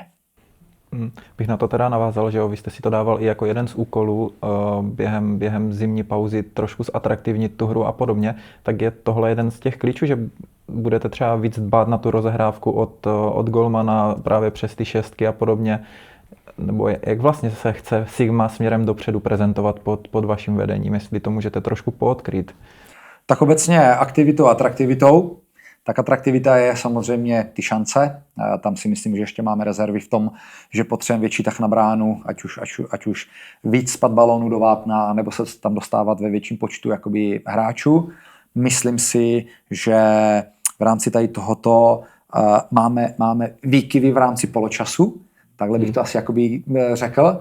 Jsou jako zápasy, které jsou jako poločasy, bohužel, které jsou skvělý, já nevím, s Baníkem, s Karvinou a tak dále, které jsou jako perfektní.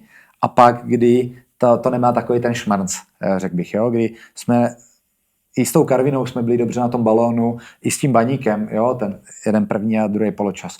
Ale není tam takový to, co zvedne ty lidi z těch sedadel, že by prostě je to trošku jako nakoplo, že jo. Takže my potřebujeme udržet v rámci celého zápasu vlastně takovou tu jako atraktivitu, když řeknu, a v ten moment, když to tam bude, tak budeme spokojeni. A co se týče vlastně našeho způsobu hry, tak určitě chceme tam pestrost, to znamená, chceme určitě náběhovou činnost, chceme kombinace, a chceme tu fakt jako tu vyváženost. Já osobně říkám, že nejsem typ a zastáncem, řekl bych, rozehrávky od golmana do mrtva. Jsem přesvědčený o tom, že přinese to víc škody než užitku. Je to otázka toho, abyste nebyl nebezpečný prostě vlastní bráně a musíte vědět, proti komu hrajete. To znamená, jestli proti vám bude hrát soupeř, který presuje 1 na 1, když to řeknu třeba Mohuč, která řeší jenom 2 způsoby hry do defenzivy. Když nemají balón, tak prostě jsou pod míčem, v bloku 5-3-2, nikoho nenapadají, ale když je rozehrávka od golmana, jdou 1-1 a jdou do mrtva a to mají skvělý. Ten moment, kdyby jsme byli blázni, kdyby jsme podstupovali tohle riziko, a já říkám, než hrát 1-1 do stopera nebo do krajního beka, tak to někudy, a řekneme si vlastně ty návody, ty mustry, dostaňme do toho vysoko postaveného hráče, který je tam 1-1.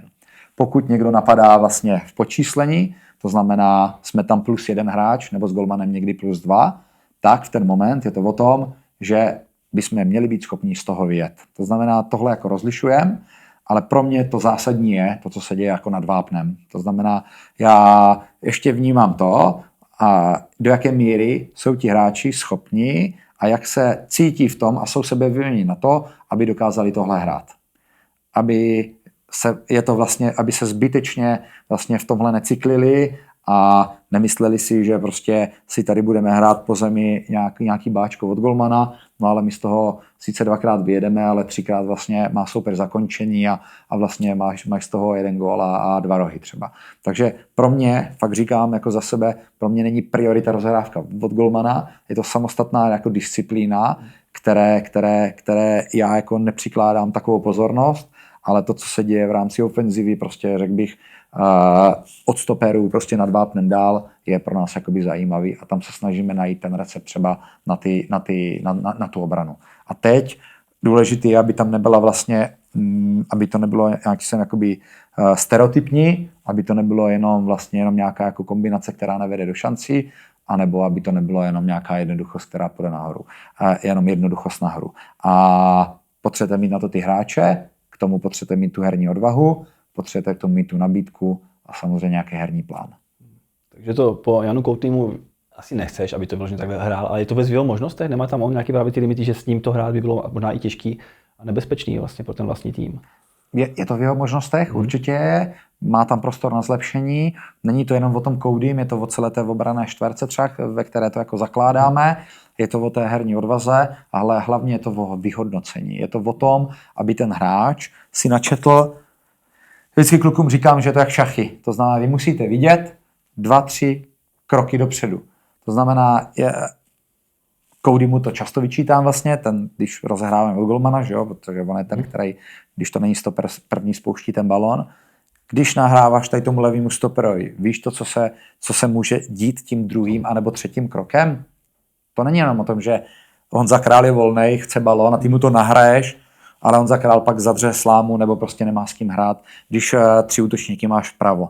Takže vlastně takový to jako otevření si vlastně toho prostoru, podívat se vlastně prvně, co se děje nahoře, a tím periferkem se mě vlastně otevře i tady to, co mám před sebou. Ne se podívat jenom bez hlavy na ty první 4 hráče, ale nevidím to, co je nahoře. Takže vlastně takhle jako mluvíme s těma hráčema a pak je to o tom, aby oni, protože ten způsob, jak může soupeř napadat, toho je kvanta. Jestli zavírá vlastně otočení hry, jestli jde vlastně fakt 1-1, 2 útočníkama, 3 teda. Jo, takže jestli padá do kyvadla, že nedovírají golmana. To jsou zásadní momenty, kdy řešíte vlastně rozehrávku od golmana a tam je to vyhodnocení. To znamená, aby si to taky načetli v průběhu vlastně první rozehrávky nebo druhé a plus samozřejmě nějaký záměr. A to, aby vlastně viděli, kudy má šanci vlastně na úspěch vyjet vlastně z toho pressingu třeba. Mimochodem, když jsme u Koutnýho, tak teďka server Transfermarkt aktualizoval ceny a skočilo mu to na 4 miliony eur.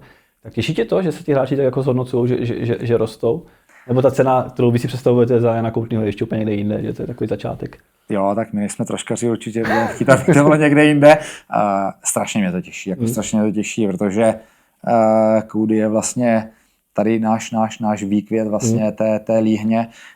Je to golman, který vlastně dokázal podstoupit i to, že v dorostu šel na hostování, vychytal se jinde, vrátil se a vlastně pipleme si ho tady. Jediný, jaký zásluhy my máme, je to, že jsme měli tu odvahu prostě hrát golmana 2004.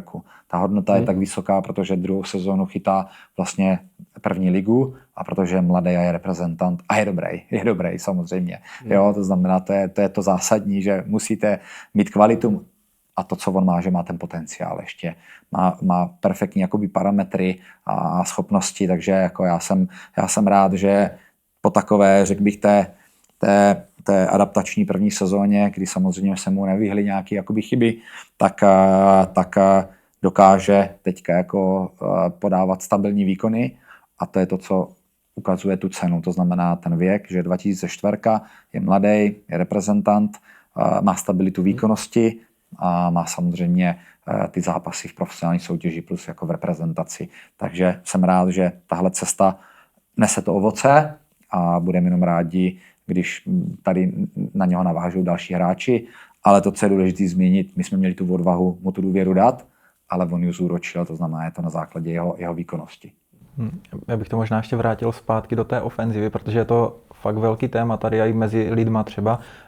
Odehráli jste spoustu, jak jste sám říkal, třeba těch poločasů, kde ty šance prostě nepřicházely. Tak čím to je? Kde máte zatím největší rezervy? Co se ještě jako nepovedlo? Je to nějaký třeba zlepšit ještě ten herní plán na polovině soupeře nebo přechod přes tu půlku, když právě jdete do té rozehrávky, protože já osobně, co si jako nejvíc bavím šance, tak většinou to je zisk třeba na třetině vlastní hřiště a rychlej balón od těch středáků nahoru, třeba na Daniho Šturma, na Klimiče za beky, ale právě jako to vytvoření si sám té šance bez nějakého toho zisku z toho klidového balónu, tak jestli to je třeba něco, co vás ve vašich očích třeba trápí nejvíc, nebo jak to vnímáte vy tady tohle? Úplně pravda to tak není. Je tam obrovský rozdíl vlastně téhle minulé sezóny a to je podíl vlastně zisků míče pressingem oproti minulé sezóně. To znamená, jestli nás něco zdobilo a to, co bylo vlastně jako naše jako typický prvek, bylo jako skvělý pressing, zisk míče, šance a góly.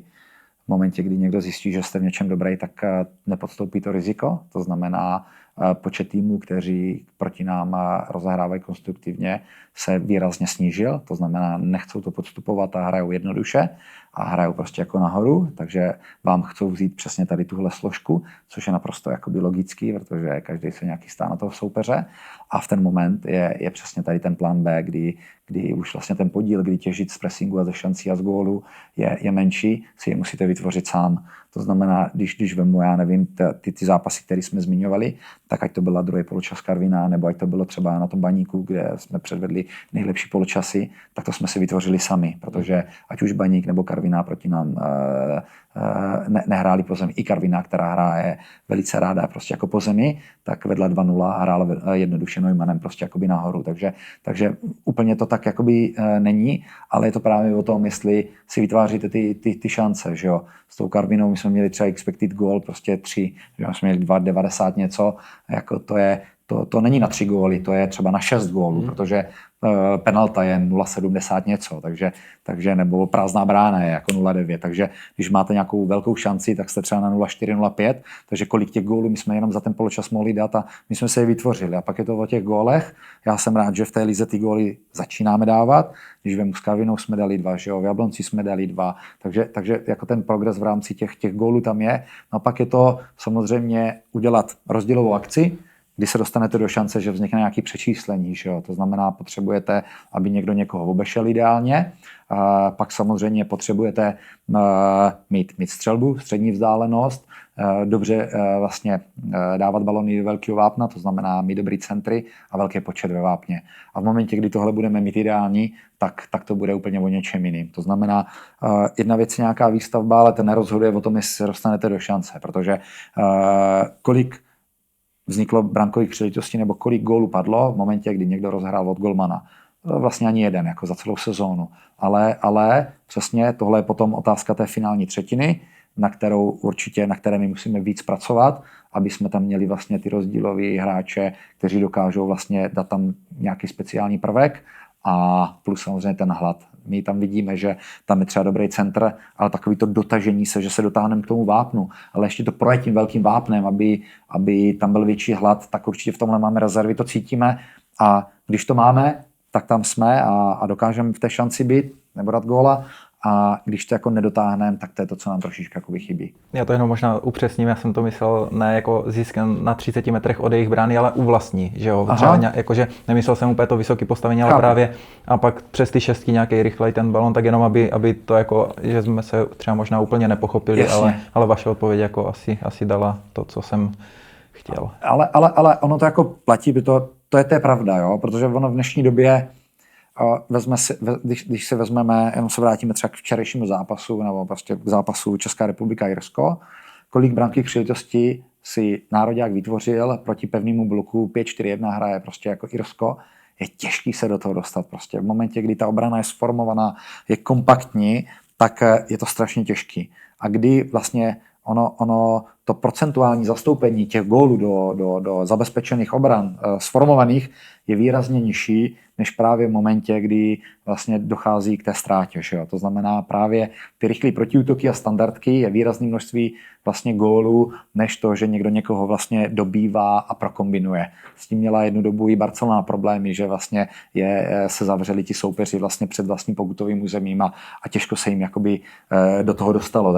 Takže tohle je naprosto přirozené přirozený jev, který souvisí s tím, že samozřejmě po té ztrátě je ten soupeř výrazně zranitelnější, než když je sformovaný. Platí to i pro nás samozřejmě, že do té šance se v rámci nějaké breakové situace dostaneme určitě snáš, než je někoho úplně jako vybagujeme.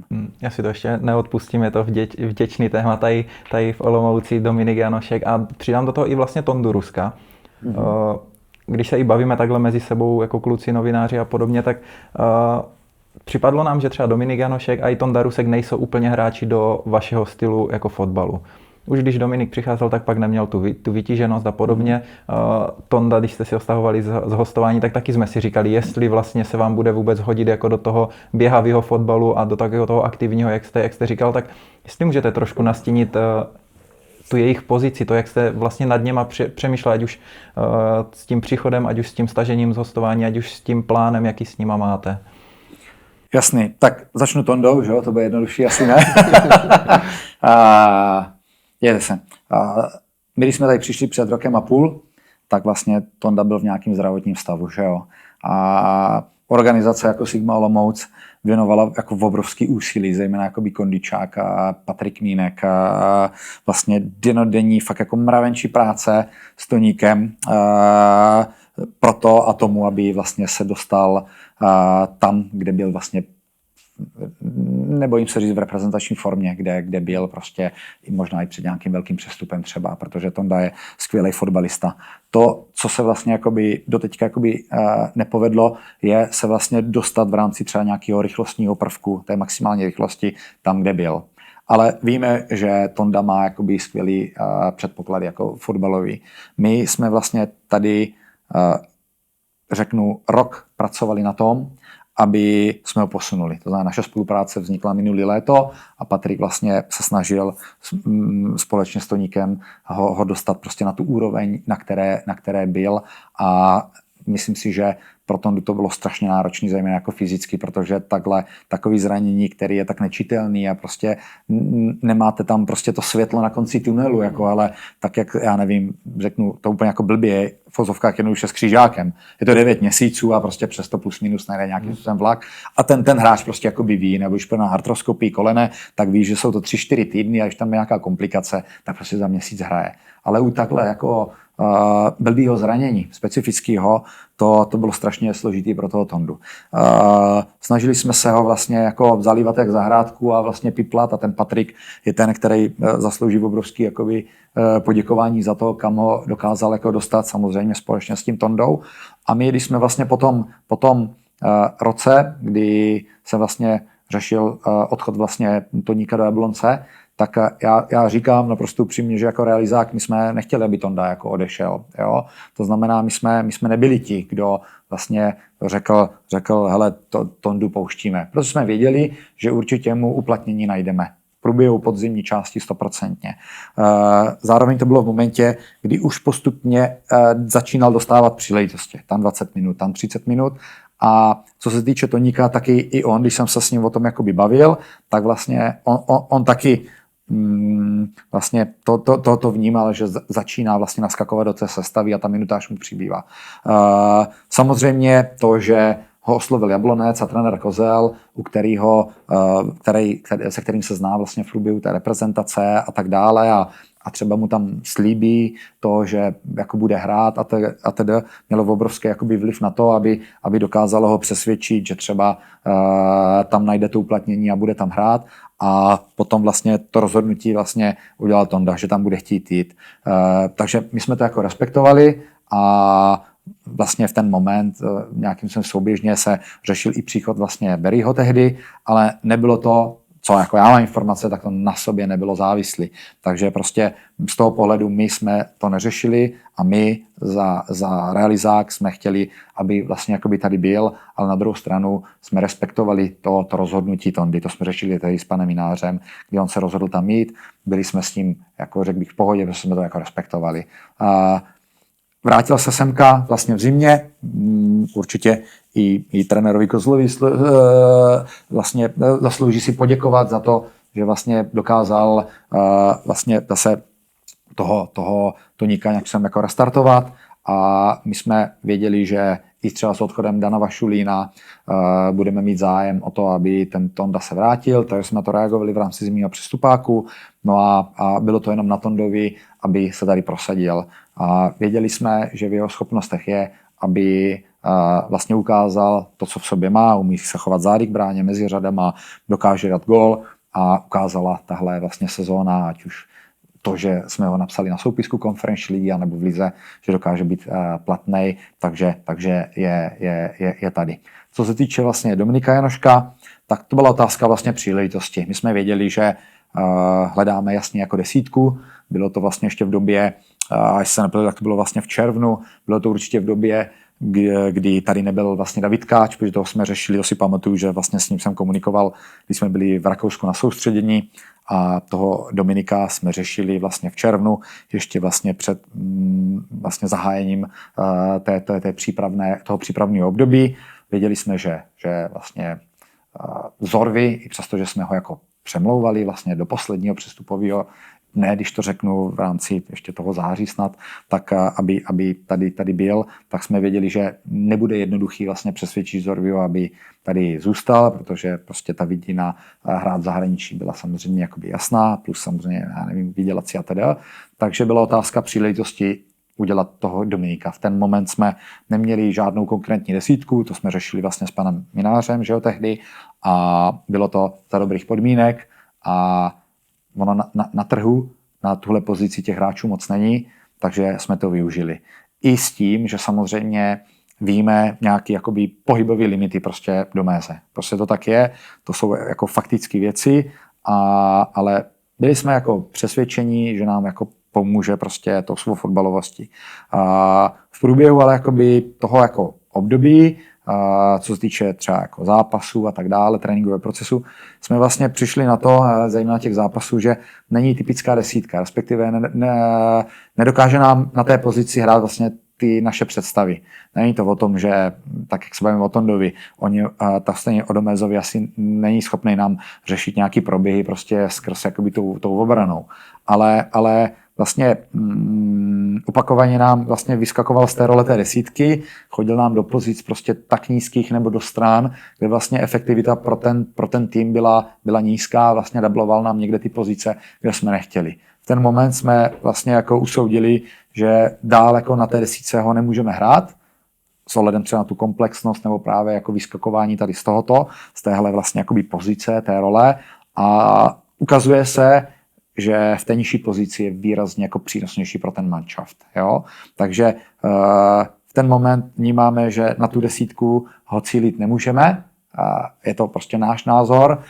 I když se zeptáme do meze, tak nám řekne, že to tam zvládne odehrát, prostě samozřejmě tou zkušeností, fotbalovosti a tak dále, ale neplní nám ty naše představy tam. Takže teď je ta jeho pozice, kam my cílíme, je 6-8 a tam je velice dobrý.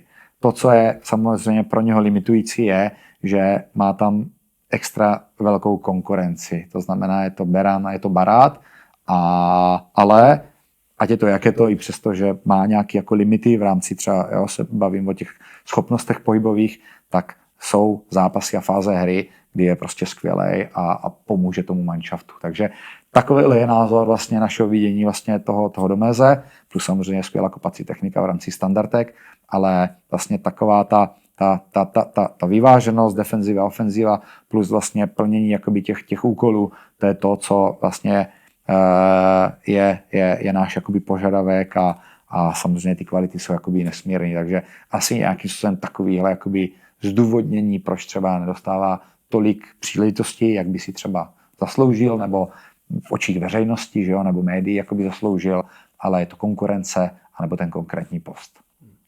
Tomáši, ty přestože si vlastně se Sigmou vyhrál pohár hned v první sezóně a dostal si do Evropy a byla tam ta 6, tak si jako taky čel těžším situacím a i takým pochybám, řekněme, veřejnosti, možná i té odborné, jestli jsi ten správný trenér, který tu Sigmu ještě dokáže posunout dál na vyšší level právě té hry. Tak co tyhle ty pochyby jakoby s tebou dělají? Je to nějaký, řekněme, pro tebe i nějaký hnací motor, že ty víš, že tu Sigmu dokáže zatraktivnit, že si v tomhle jakoby absolutně věříš, a ještě na to navážu, když ti třeba bylo nejhůř, bylo to po těch Nových Sadech nebo právě v prosinci, kdy se to tak jako lámalo, nebo jsi byl pořád jistý tou svou pozicí? Já věřím, že jsme dokázali jako realizátor, beru, že je to týmová práce myslím si, že ty výsledky za nás jasně jakoby hovoří teďka v rámci té jarní části, že jsme dostatečně kompetentní na to, aby jsme dokázali vlastně Sigmu jako klub prostě a ten tým a to Ačko posouvat prostě jakoby dál, ať už výkonnostně nebo výsledkově.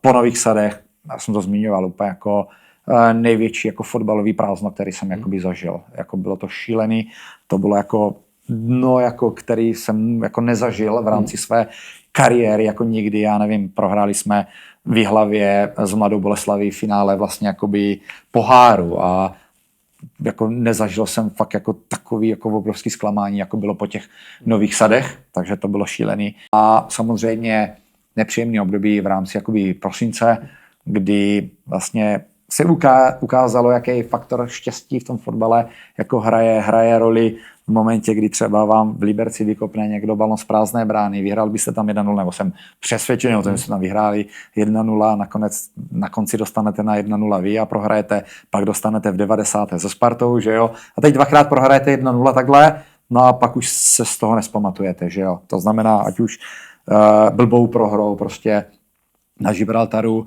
anebo tím, že vlastně ta shoda těch okolností, ať už náročnost v rámci toho cestování, teďka nemoci, zranění a samozřejmě i ta psychika, ty výsledky, které byly v tom prosinci, že jo, jestli se nepletu 5 proher, tak to nepřidá nikomu. Nepřidá to hráčům, nepřidá to realizáku, nepřidá to vám, který nesete tu zodpovědnost, takže bylo to určitě nepříjemný, 100%, ale jestli něco, věřil jsem v naše schopnosti, ve svoje realizák a i v ty hráče, věděl jsem, proč to tak bylo, proč se nám něco povedlo, respektive v tenhle moment jakoby nepovedlo.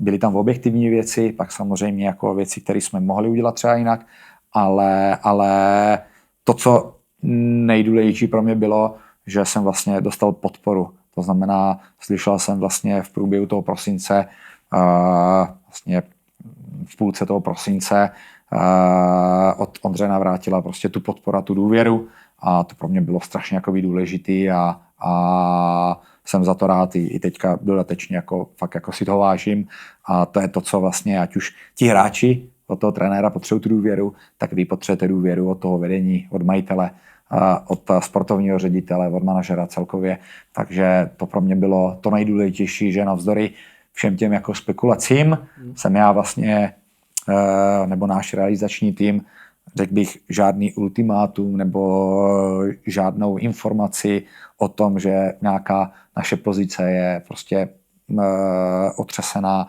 jako nedostali a naopak jsem byl rád za tu podporu.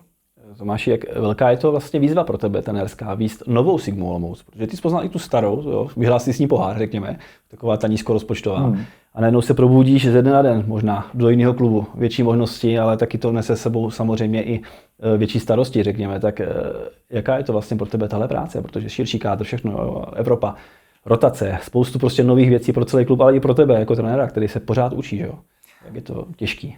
Jo, jako ta práce je skvělá, jako já fakt jako musím říct, že mě to jako naplňuje, jestli jsem byl v nižší kategorii, nebo jsem tady v téhle a tak nějak jako postupně jdu těma jako po těch schodech a vlastně s tím se i zvyšuje vlastně ten tlak a ta míra té náročnosti i na mou osobu, nebo na to z pohledu té zodpovědnosti, strašně mě to jako baví, naplňuje mě to a já to beru, já nad tím tolik jako neubírám si tím jakoby tu hlavu nebo nepřemýšlím nad tím z pohledu toho, jako samozřejmě vnímám ten tlak, to je jako samozřejmě, to je fotbal, ale já to beru spíš jako takový ten jako závazek, že prostě chci naplnit ty ambice, vidím, že ten klub někam směřuje a chci fakt jako splatit tu důvěru, když to řeknu a beru to jako závazek prostě vůči těm, co nám tu důvěru dali, aby jsme dokázali vlastně posouvat ten klub tam, kam chceme a kde do budoucna prostě chceme, aby byl a jsem rád, že jsem součástí, fakt jako